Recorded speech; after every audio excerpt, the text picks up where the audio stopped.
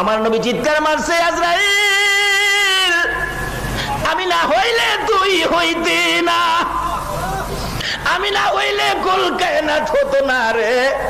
আমার বুকের উপর হাত দিছো, আমি এত কষ্ট পাইতেছি রে আজরাইল, না জানি আমার গুনাহগার উম্মতের কত কষ্ট দেস রে আজরাইল।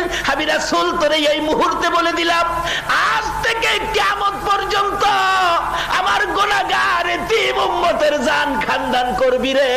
আমার উম্মতের সকল ব্যথাগুলো আমি নবীর বুকের উপর চাপাইয়া দে। আমার আল্লাহ বলেন, বন্ধু দিতে হবে না, চাপাইতে হবে না, এই দরখাস্তটা করার জন্য একটু ব্যথা তোমাকে দিলাম। এবার আজরাইল বলেন, ইয়া রাসূলুল্লাহ আমি কথা দিলাম, আপনার উম্মত যারা হবে, আপনার আশেক যারা হবে, আপনার পাগল যারা হবে, আপনার কথা যারা মানবে, আপনার তরিকায় যারা চলবে, ওই আপনার উম্মতের জন্য আমি তো জান খানদান করার ব্যথা দিব না।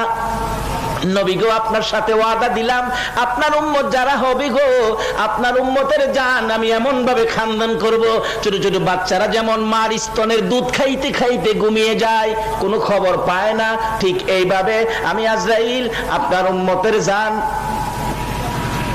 খানদান করব। যেমনি ভাবে মার স্তনের দুধ খাইতে খাইতে বাচ্চাগুলো ঘুমিয়ে যায়, কোনো খবর পায় না, এমনি ভাবে আপনার উম্মতের জান নিয়ে আসবো, তারা কোনো খবর পাবে না।